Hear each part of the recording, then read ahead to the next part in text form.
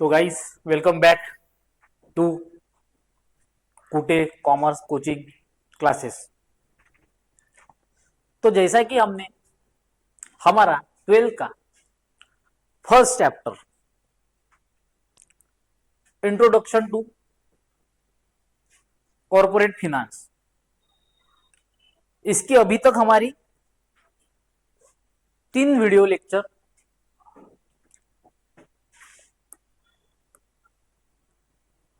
हुई है। अब हम आगे का क्वेश्चन देखने जा रहे हैं। तो अभी तक हमारा क्या हुआ था गाइस, हम इंपॉर्टेंस ऑफ कॉर्पोरेट फिनांस देख रहे थे। उसमें हमने लगभग 6 पॉइंट तक कवर किए हैं, बराबर है। 6 पॉइंट तक कवर किए। तो अब हम अपना 7 पॉइंट देखते। तो इसका 7 पॉइंट क्या है बेटा, मैनेजरियल रिस्क। तो मैनेजरियल रिस्क में क्या बोलता है बेटा, company has to manage the several risk such as sudden fall in the sales, loss due to natural calamities, loss due to strike. Company needs the financial aid and manage the such risk. तो इसमें ऐसा बोलती बेटा कि company को जब जब natural क्लाइमेटिस आएगी, मतलब फॉर एग्जांपल भूकंप आ गए, लैंडस्लाइड हो गई, बराबर है, हेवी रेन हो गई, बराबर है। तो इसमें क्या होता है बेटा, आपकी जहां पे फैक्ट्री है, आपने जहां पे प्लांट लगाया है, वहां पे क्या होता है, नुकसान होता, भारी नुकसान होता। तो इतना बड़ा नुकसान आपको झेलने के लिए, आपको फिर से खड़ा रहने के लिए क्या चाहिए बेटा, पैसा।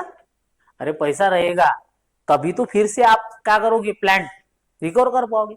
नहीं तो एक बार आपका प्लांट चला गया तो आप फिर से इतना बड़ा स्ट्रक्चर खड़ा कर पाओगे क्या, नहीं कर पाओगे। मतलब आपने जो अपनी जिंदगी की पूरी कमाई या पूरी मेहनत इस चीज को लगा दी, इतना बड़ा बिजनेस खड़ा करा, और एक झटके के अंदर आपका पूरा का पूरा बिजनेस डूब गया। किस चीज से डूब गया बेटा, फॉर एग्जाम्पल भूकंप आ गया, बाढ़ आई, बराबर है, इस चीज से क्या हो गया, डूब गया। अब इस चीज से उभरने के लिए आपको क्या चाहिए, पैसा चाहिए, बराबर है। समझो फॉर एग्जाम्पल आप गांव को भी देखो, अगर आप गांव में देखते, गांव में क्या होता है, बाढ़ आने से जो कच्चे मकान है बेटा क्या होते, बह जाते, बराबर है। अब वो कच्चे मकानों को रिपेयर करने के लिए उनके पास पैसे होंगे तो वो कर पाएंगे, बराबर है कि नहीं, नहीं तो कर पाएगी क्या, नहीं। इसलिए क्या बोल रहा बेटा कि company has to manage the several risk such as sudden fall in sales, loss due to natural calamities. तो अगर इतना बड़ा आपका लॉस हो चुका है, क्यों, नेचुरल क्लाइमेटिस के कारण, अगर इसके कारण आपका प्लांट या फैक्ट्री पूरी की पूरी ढह गई है तो इसके बाद आप प्रोडक्शन भी नहीं कर पाओगे क्या, अरे अपना प्लांट ही चला गया तो प्रोडक्शन कहां से करोगे, नहीं कर पाओगे। अगर प्रोडक्शन नहीं होगा तो इसी का मतलब सेल्स नहीं होगा, सेल्स नहीं होगा तो पैसा कहां से आएगा, और पैसा नहीं होगा तो फिर से आप प्लांट चला सकते क्या, नहीं चला सकते। सिंपल, मतलब घूम फिर के तुमको कहा आना है बेटा, वही आना है। चलो पढ़ो आगे। इसलिए क्या बोलता, loss due to national climatic, the loss due to strike, the company need the financial aid to manage the such risk. इसी के लिए आपके पास बैकअप में इतना पैसा होना चाहिए कि कल जाके ऐसी चीज हो गई तो आप क्या करोगे, बराबर है कि नहीं, आपको पैसे तो लगेंगे। फॉर एग्जाम्पल हम इस तरीके से समझते, क्योंकि हमको रियल लाइफ में इसको यूटिलाइज करना है बेटा। रियल लाइफ में इसको क्या करना है, आपको अपने लाइफ में डालना है, बराबर है। तो हम इसको ऐसा यूज करते कि देखो कि भैया फॉर एग्जाम्पल आपके यहाँ कोई भी ऑटो चलाता होगा, कोई भी आजू बाजू में कहीं भी, बराबर है। अब उसको ऑटो इसलिए चला रहा है बेटा कि उसको अपना पेट पालने के लिए थोड़ी बहुत कमाई चाहिए, बराबर। नहीं तो ऑटो पाल के कोई करोड़पति बना गया, ऑटो चला के कोई करोड़पति बन रहा गया नहीं। तो उसको ऑटो चलाना है, तो उसको ऑटो चलाने के लिए कुछ एक कट्टा अमाउंट लगी होंगी, 1-1.5 लाख, बराबर है। तो उसने ऑटो लिया होगा, मतलब अपनी लाइफ की कमाई उसने ऑटो में लगा दी। अरे बराबर है कि नहीं। अब फॉर एग्जाम्पल समझो कि उसने दिन में क्या कमाता हो, 1000 रुपए कमाता है, अरे हो कि नहीं। अब 1000 रुपए कमाता हो और 1000 के 1000 रुपए क्या करता अपने यूज करता अपने लाइफ के लिए, रोज के लिए, घर खर्चे के लिए, बराबर है। तो एट द एंड जब ऑटो फॉर एग्जाम्पल या तो एक्सीडेंट हो गया या फॉर एग्जाम्पल उसकी लाइफ खत्म हो गई, अब ऑटो कितने साल चलेगा, 10-15 साल, बराबर है। तो उसके बाद वो इतने अमाउंट कहां से लाएगा, सही तो बात है। तो मतलब उसको भी क्या सोचना है बेटा कि जब मेरा ऑटो एक टाइम के बाद क्या होगा, खराब हो जाएगा, कोई काम का नहीं रहेगा, तो उस टाइम मैं क्या कर सकूंगा, नया ऑटो ले पाऊंगा। तो नया ऑटो अगर मेरे को लेना है तो मेरे को 1000 रुपए डेली में से एटलीस्ट 200-300 रुपए क्या करना है, रोज सेव करना है, बराबर है कि नहीं। ताकि मैं ऐसी चीज होने के बाद एकदम से ऑटो नया ले पाऊं, बराबर है कि नहीं। समझ में आया, क्लियर हुआ। चलो आगे, चलो अब इसी को देखते हुए आगे क्या बोल रहा बेटा, 8 नंबर पॉइंट देखो, ये देखो 8 number point, replace old asset. अब ऐसे ही देखो, अब ऐसे ही एग्जांपल जैसे अपने ऑटो का देखा रियल लाइफ में हो गया, तो वैसे भी प्लांट में क्या होता बेटा, कोई भी मशीनरी आपने लाई, बराबर है, जब लाई थी तब न्यू थी, अरे हो कि नहीं, जब लाई थी तब न्यू थी। अब 10 साल हो गए, 10 साल की पहले की मशीन चल रही, मतलब वो चल रही थी, उसकी इफिशियंसी क्या हो गई बेटा, कम हुई। जितना वो प्रोडक्शन तब कर रही थी अब नहीं कर पाती, बस सही भी बात है। अब उसका टाइम क्या है बेटा, चेंज करने का, चेंज तो करना पड़ेगा। आपके पास फंड है, पैसा है, फिनांस है, तो आप क्या कर पाओगे, ओल्ड जो असेट है उसको रिप्लेस करोगे, न्यू रखोगे, बराबर है। तो ओल्ड जो मशीनरी है उसको निकाल दोगे, नया प्लांट क्या करोगे, लगाओगे, बराबर है कि नहीं। नया प्लांट लगाने से क्या होगा बेटा, प्रोडक्शन बढ़ेगा, अरे हो कि नहीं। प्रोडक्शन बढ़ने से सेल्स बढ़ेगा, और सेल्स बढ़ने से क्या बढ़ता, अपना प्रॉफिट बढ़ता, सिंपल बात। तो इसीलिए क्या बोल रहा हूं कि क्या बोलता है, replace old asset, assets such as a plant and machinery become old and outdated over the years, they have to be replaced new asset, finance required to purchase a new asset। बोलते कि जो भी asset पुरानी हो गई बेटा उसको replace करना है, बराबर है कि नहीं, उसको क्या करना है, रिप्लेस करना है।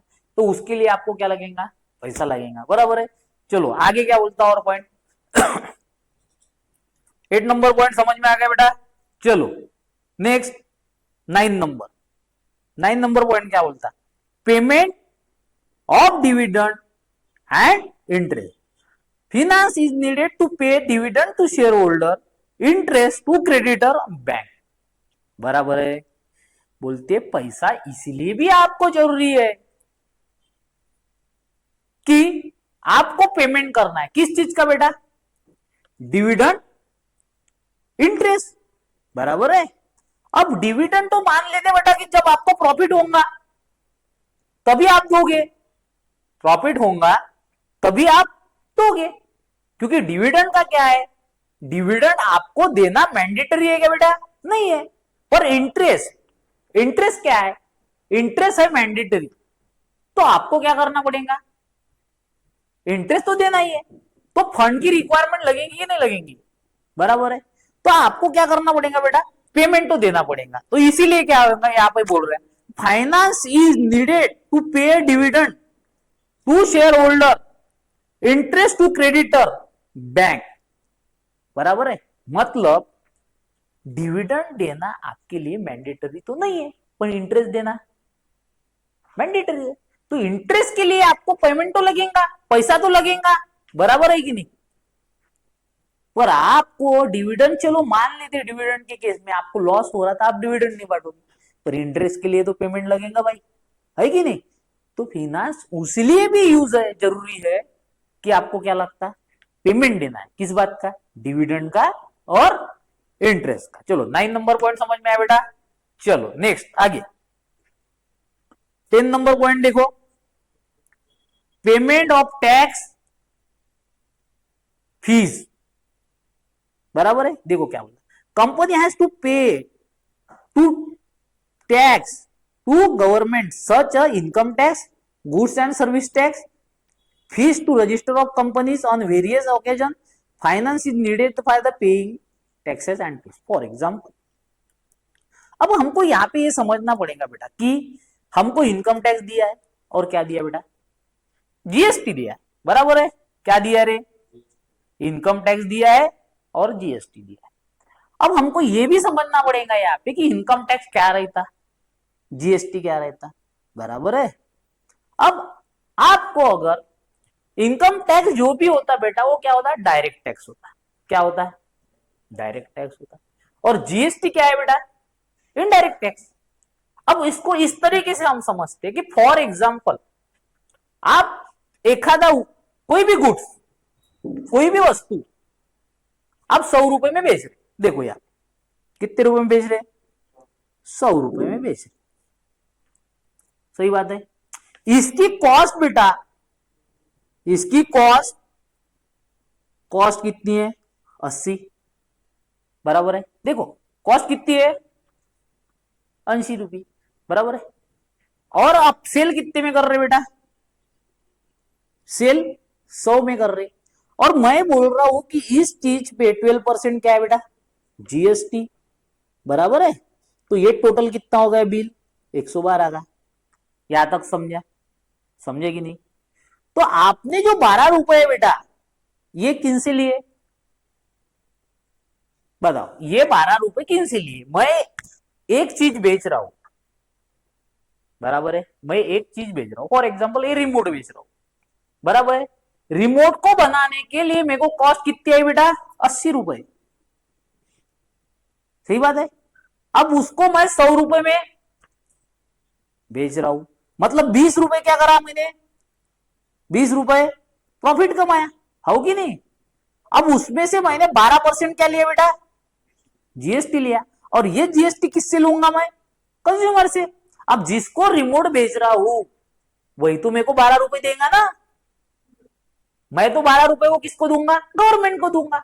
पर मेरा प्रॉफिट क्या है, मेरा प्रॉफिट तो ये सिर्फ 20 रुपए है, अरे हो कि नहीं। अब ये मेरा 20 रुपए प्रॉफिट है, इस पे टैक्स लगा क्या अभी तक, नहीं।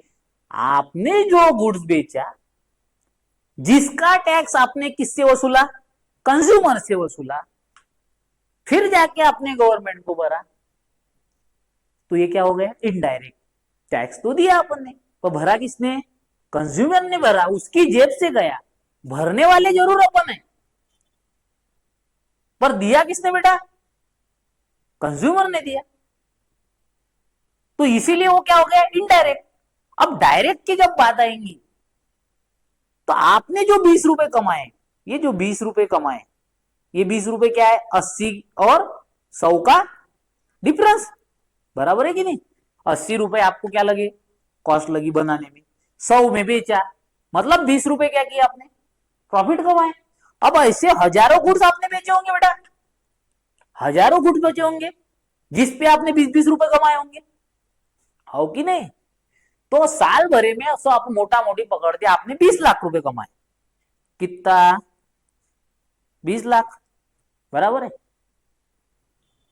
अब गवर्नमेंट का हम टैक्स का रेट पकड़ते यहाँ पे कि 30% होगा, कितना, 30%। तो इट मीन इसका क्या मतलब हुआ कि 6 लाख आपको किसको देना है, गवर्नमेंट को, बराबर है। 20 लाख के ऊपर 30% कितना हो गया? 6 लाख, बराबर हो गया। 6 लाख आपको किसको देना है? गवर्नमेंट को। ये क्या हो गया बेटा? Direct tax. ये आपके जेब से डायरेक्ट जा रहा, और जो जीएसटी गया था वो आपकी जेब से गया था क्या? नहीं गया था। इसीलिए वो क्या है बेटा? इनडायरेक्ट, जो कस्टमर ने दिया था, बराबर है। तो उसको क्या बोलते हो अपन? Indirect tax. और ये क्या हो गया? Direct tax. तो ये सब चीजों का पेमेंट देने के लिए आपके पास पैसा होना जरूरी है, बराबर है। मतलब इस पॉइंट को हम यहां कंसीडर करते हुए ये भी सोच सकते कि सर हमको पेमेंट देना है, यहां पे जो आप बोल रहे टैक्स देना है, टैक्स तो हम तभी देंगे सर जब क्या होगा? प्रॉफिट होगा, बराबर है। आपके ऊपर टैक्स की लायबिलिटी आएंगी कब आएंगी? आप प्रॉफिट कमाओगे तभी आएंगी, उसके पहले आएंगी क्या? नहीं आएंगी। अब पैसा होगा कब होगा? जब आपने प्रॉफिट कमाया होगा तभी पैसा होगा, और प्रॉफिट है तभी क्या हो रहा? टैक्स आ रहा। समझ में आ रहा? तो इस सब के लिए भी आपको क्या चाहिए? पैसे की जरूरत है। अब उसी तरीके से देखते हुए एक और फीस आती बेटा, कौन सी? आप कोई भी बिजनेस चालू कर रहे, उसके लिए अपन, हमने 11th क्लास में पढ़ा है कि हम टाइप्स ऑफ कंपनी खोलते। क्या खोलते? Types of company. ओपीसी है, प्राइवेट लिमिटेड है, पब्लिक कंपनी है, बराबर है। इन सब के लिए क्या लगती बेटा? आरओसी फी लगती। क्या लगती? आरओसी फी लगती। अब ये सब आरओसी फी भरने के लिए भी आपको क्या चाहिए? पैसा चाहिए, होगी नहीं? मतलब जो भी कंपनी में आप कंप्लायंस कर रहे, उसके लिए आपको क्या करना है बेटा? आरओसी फी भरना है। तो आरओसी फी के लिए भी आपको क्या चाहिए? पैसा चाहिए। समझ में आया? तो यहां तक हमारे जो भी क्या पढ़ा था हमने बेटा, इंपॉर्टेंस ऑफ कॉर्पोरेट फिनांस, यहां तक हमारे कितने पॉइंट हो गए बेटा? 10। चलिए ठीक है। अब हमको आगे दिया है बेटा, क्या दिया है? Capital requirement. अब इसको ऐसा सोचते हम कि कोई भी बिजनेस, अभी तक हम मान लेते कि हम छोटा मोटा बिजनेस कर रहे थे अभी तक, बराबर है। हम अपने लेवल पे क्या कर रहे थे? छोटा मोटा बिजनेस कर रहे थे। अब एक टाइम ऐसा आया बेटा कि हमको बिजनेस क्या करना है? बड़ा करना है। अब जब भी आपको बिजनेस बड़ा करना है तो आपको कैपिटल की रिक्वायरमेंट रखेंगे। अरे हो कि नहीं? कैपिटल क्या हो गया? कैपिटल क्या हो गया? जो भी आप बिजनेस में पैसा ला रहे वो क्या है? कैपिटल है। मतलब मैं अगर आपको बोल रहा हूं आज कि आपके पास पैसे कितने हैं, तो आप बोलेंगे सर मेरे पास 10 लाख रुपए, इसमें से मैं 5 लाख रुपए क्या कर रहा हूं? बिजनेस में लगा रहा हूं। तो कैपिटल क्या हो गया बेटा? 5 लाख। 10 लाख पूरे कैपिटल है क्या? नहीं, वो तो आपके पैसे है बेटा। वो क्या है? पैसे आपके। जो भी पैसा आप बिजनेस में डाल रहे, उसी को हम क्या बोलते बेटा? कैपिटल। इसलिए हमें अकाउंटिंग में एक एंट्री फॉलो करती, कैपिटल इंट्रोड्यूस टू बिजनेस। कौन सी एंट्री करती बेटा? Capital introduce to business. मतलब आपके पास का सभी पैसा बिजनेस में डाला गया आपने? नहीं, आपको जितना पैसा उस बिजनेस में डालना है उतना डाला, तभी उसको क्या बोलते हम? कैपिटल बोलते। कि हमने इतना पैसा बिजनेस में डाला, उसी को हम क्या बोल रहे बेटा? कैपिटल। तो देखो आगे क्या बोलता कि when a business entrepreneur, when a business entrepreneur conveys the idea of setting a business enterprise, the commercial viability of the idea invested, once the entrepreneur satisfied with the feasibility of the project. एक बार आपके पास जो idea I, आपको लगा है कि ये business चलेगा, और आपने ठीक ठाक उसको चलाया भी, बराबर है। अब आपको ध्यान में आ रहा कि ये बिजनेस क्या है, ये बिजनेस क्या है, मेरा चलेगा। क्योंकि एक टाइम में आपको क्या लगता है बेटा, एक टाइम में क्या लगता है आपको कि बिजनेस चलेगा कि नहीं चलेगा, आपको पता चलता, बराबर है। फॉर एग्जाम्पल अब मैं वीडियो बना रहा हूं, क्लास बना रहा हूं या लेक्चर क्लास लेता हूं, बराबर है। अब मेरे को एक टाइम तक, अभी तक मैं पढ़ाता था, बराबर है। आप जितने लोग जो भी प्यार कर रहे हैं, बराबर है, उसी के कारण हमको भी ऐसा लगता है कि हम क्या करते बेटा, पढ़ा सकते। सही बात है कि नहीं?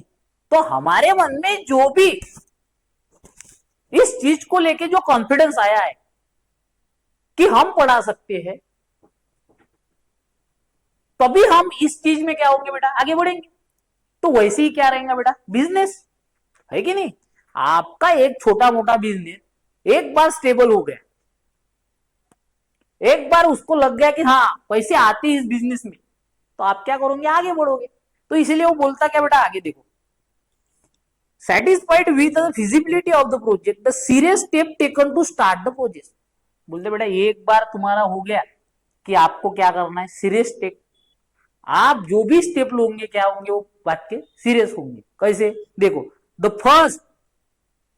First and foremost step is to take a decision on the amount of capital requirement to start and run a business. This task has to perform with almost care. Therefore, financial plan should be drafted keeping in mind present in future requirement of the business। बोलते कि आपका जो business अभी तक जो जो चल रहा है, आप आगे के स्टेप सीरियसली ले रहे, पर इसको स्टेप लेते हुए आपको ये भी ध्यान में रखना है कि जो मैं प्रोजेक्ट कर रहा हूं, जो मैं प्रोडक्शन करना चाहता हूं, जो मैं बिजनेस करना चाहता हूं, इसका फ्यूचर क्या है, आगे में ये बिजनेस चलेगा कि नहीं चलेगा, जो मैं इन्वेस्ट कर रहा हूं इसका वर्थ रहेगा कि नहीं रहेगा, या जो मेरा पूरा पैसा है वो डूब तो नहीं जाएगा। इस सब को लेके सही में ये प्रोडक्ट की क्या होंगी, फ्यूचर में डिमांड रहेंगी या नहीं रहेंगी, ये सब चीजें मेरे को क्या करना है बेटा, देखना है। तभी जाके मैं क्या करूंगा, इन्वेस्ट करूंगा, नहीं तो करूंगा क्या, नहीं करूंगा। तो आगे क्या बोलता, Thus, while deciding about the value of capital requirement, an entrepreneur has to take a consideration fixed capital requirement and working capital. We shall now discuss this capital requirement in detail। क्या बोल रहा है कि ऐसा business करते समय आपको दो चीजों की जरूरत है। अब दो चीजें कैसी, तो वो बोलता है कि आपको एक तो कैपिटल लगेगा फिक्स कैपिटल और दूसरा लगेगा वर्किंग कैपिटल, बराबर है।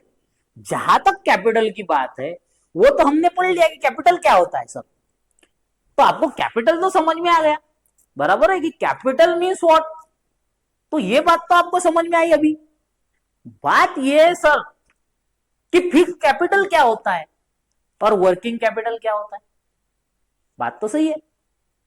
तो वो बोलता है कि आपको दो कैपिटल की रिक्वायरमेंट होंगी, एक फिक्स कैपिटल और दूसरा वर्किंग कैपिटल। चलो देखते क्या बोलता। तो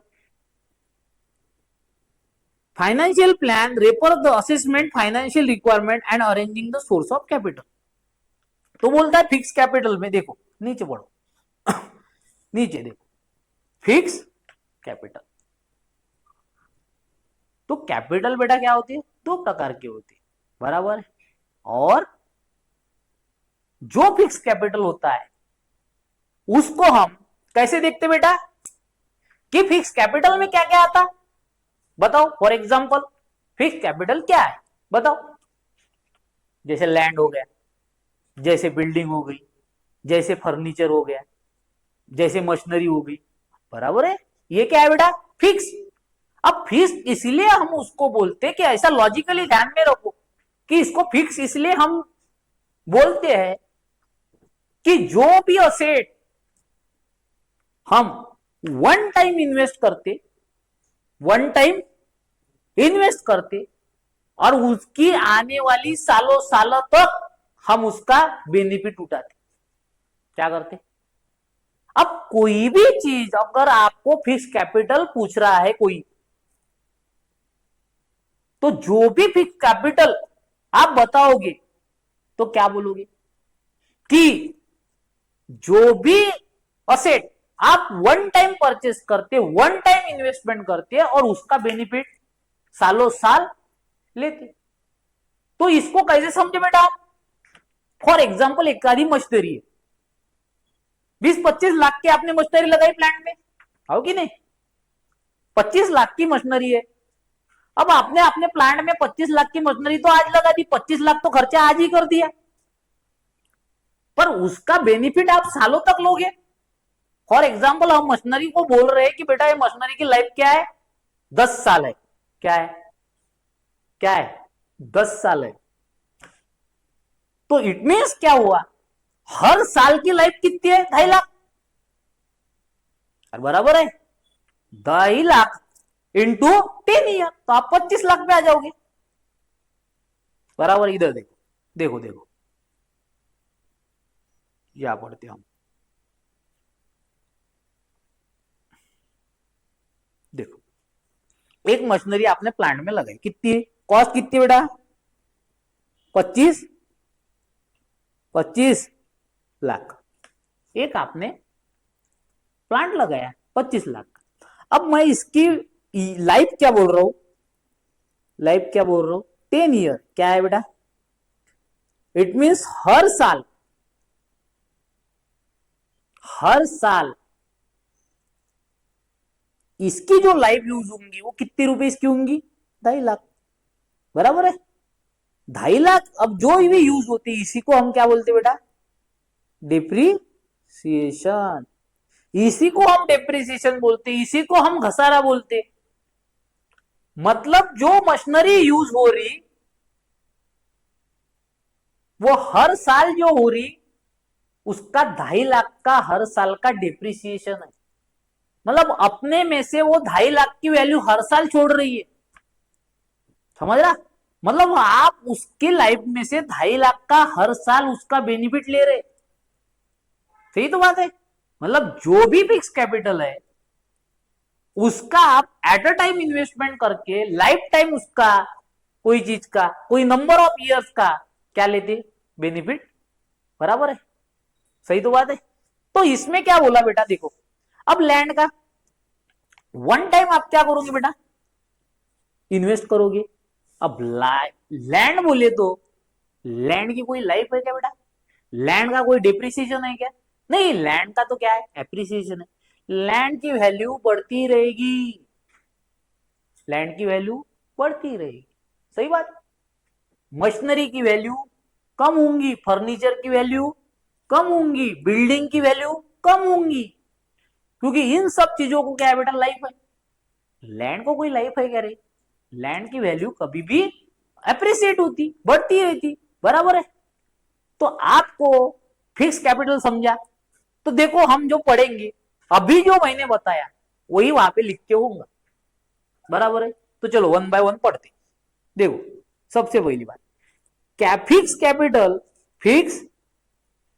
capital is the capital which is used buying the fixed asset which are used for longer period time of the business. These assets are not meant for resale. बोलते कि longer time, पहले बताया कि जो भी चीज आपके बिजनेस में आ रही वो लॉन्ग टर्म आपके बिजनेस में रहेगी। बराबर है कि नहीं? देखो आगे क्या बोलता है। In a simple word, fixed capital refer to capital invested for acquiring the fixed asset. It stay in a business for long period almost permanently. बोलते जो भी असेट आप अपने बिजनेस में लगा रहे वो तो लॉन्ग टर्म रहेंगी या तो परमानेंट रहेंगी। अब परमानेंटली जो वर्ड यूज किया है बेटा यहाँ पे वो किस चीज के लिए हो सकता है? सिर्फ लैंड के लिए। किसके लिए रह सकता है? अब परमानेंटली कोई तो असेट आपके बिजनेस में रहने वाले आई नहीं, एक ही चीज है, सिर्फ लैंड। मशीनरी रिप्लेस करना पड़ेगा, फर्नीचर रिप्लेस करना पड़ेगा, बिल्डिंग को क्या करना पड़ेगा? बराबर करना पड़ेगा। बराबर है? बिल्डिंग की तो अपनी लाइफ है, 100 साल चलेंगी, इसके आगे चलेंगी क्या? नहीं चलेंगी। समझ रहे? तो इसीलिए बोलता है कि long period almost permanently example for a fix capital R capital use for purchasing land, building, furniture, machinery etcetera. Such capital is required usually at the time of establishment of new company. ये जो capital लगता normally वो जब आप नई company बना रहे, नई फैक्ट्री बना रहे, तब लगता. बराबर है? अरे हो कि नहीं? नई फैक्ट्री बना रहे तब लगेगा नॉर्मली ये सब चीजें. तो देखो आगे क्या बोलता, however the existing company may also need a such capital their expansion and development, replacement and equipment. तो अगर कोई भी कंपनी जो पुरानी है, बराबर है, उसको ये कैपिटल कब कब लगेगा? फॉर एग्जाम्पल कोई मशीनरी रिप्लेस करनी है, फर्नीचर रिप्लेस करना है, बराबर है, या तो बिजनेस बढ़ाना है, एक्सपांशन करना है, डेवलपमेंट करना है. अगर आपको बिजनेस बढ़ाना है आपको लैंड भी लेना पड़ेगा दूसरी, तब एग्जिस्टिंग कंपनी को भी कैपिटल लगेगा. बराबर है कि नहीं? तो इसी का मतलब आपको फिक्स कैपिटल यहां तक समझ में आया कि फिक्स कैपिटल क्या होता है, उसके बेनिफिट कैसे, समझ में आ रहा? चलो आगे नेक्स्ट क्या बोलता, देखो ये पूरा पैरा पढ़ो. Initially planning of the fix capital requirement is made by company promoter for this first. Prepare the list fixed asset needed, the company cost, this asset estimated. They collect the information regarding price, land cost, instruction of the building, cost, plant of machinery. बराबर है? तो पहले बोलते बेटा जो भी initially stage में जो भी खर्चा करोगे आप, तो कौन करेगा बेटा? प्रोमोटर. प्रोमोटर इट मीन्स आपको अगर फैक्ट्री डाल रहे या तो आप कंपनी बना रहे, तो आप क्या हो अपने कंपनी के? प्रोमोटर्स हो. तो इनिशियली जो भी पैसा खर्चा होगा वो कौन करेगा बेटा? प्रोमोटर करेगा. बराबर है?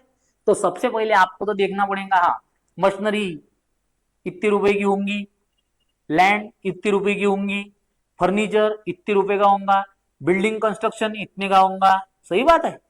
अब ये सब देखने के बाद आपका एक प्रोजेक्ट बनेगा बेटा. बराबर? क्या बनेगा? क्या बनेगा? इस चीज को प्रोजेक्ट बनेगा. आपने टोटल खर्चा, जो टोटल आपको कॉस्ट लगने वाली सब चीज को आपने देख ली. सही बात है? अब उसके बाद का स्टेप कि जो जो खर्चा आपको लगने वाला है उसी पे निर्भर रहेंगे कि आप जाके देखोगे कि कहीं ये सस्ती तो नहीं आ रही कहीं जाके, या तो मुझे जो लैंड चाहिए वो सस्ती तो नहीं मिल रही कहीं, या जो मशीनरी मुझे चाहिए वो सस्ती तो नहीं मिल रही कहीं, या कंस्ट्रक्शन करवाऊं मैं उस तरीके से करूं जो मेरे को कॉस्ट क्या आए बेटा? कम आए. अरे बराबर है कि नहीं? आप सोचते कि नहीं हर चीज को ऐसे? तो उसी एंगल से हमको सोचना है. बराबर है? तो ये आगे देखो क्या बोल रहा है, इसीलिए बोल रहा हूं कि they collect the information regarding price of land, cost of construction of the building, cost of plant and machinery. पहले तो आप एक काम करो, पूरी की पूरी इंफॉर्मेशन निकालो. किस चीज के बेटा? लैंड की प्राइस की, cost of machinery, cost of furniture. सही बात? इस सबको निकालने के बाद फिर डिसाइड करो. तो आगे क्या बोलता, द कॉस्ट, देखो देखो पढ़ो, the cost different fix asset is calculate and the resulting the figure will be total fixed capital requirement of the new firm. In recent year, the estimate fixed capital requirement has the assumed the great importance particular because of modern industrial process which required increase the use the heavy and automated machinery. बोलते कि अब तक तो ठीक था sir, अब जो जमाना आ गया मॉडर्नाइजेशन का जमाना आ गया. सही भी बात है, नई नई मशीनरियां आई, तो ये सभी मशीनरियां हमको बाहर से मंगानी पड़ती, बराबर है कि नहीं। ये सब चीजों के लिए फंड जो चाहिए ह्यूज चाहिए। तो अभी जो आज के मॉडर्नाइजेशन के जमाने में है तो फिक्स कास्ट, जो भी फिक्स कॉस्ट है वो क्या आती बेटा, ज्यादा आती। सही भी बात है। चलो आगे क्या बोलते, in entrepreneur obtain the fund for a purchasing of fix asset. Entrepreneur obtain a fund for a purchasing of the fixed asset from a capital market. Funding can come from issue share, debenture, bond, obtain the long loan. तो यही बोलता है कि भैया तुमको इतना पैसा चाहिए तो आप कहां से ला सकते, कैपिटल मार्केट से ला सकते। क्या करना पड़ेगा आपको, issuing equity share, issuing debenture share, बराबर है। ये या तो डिवेंचर या ये सब इशू करने के बाद आपको क्या मिल सकता है बेटा, फिक्स असेट परचेस कर सकते हैं आप, बराबर है कि नहीं।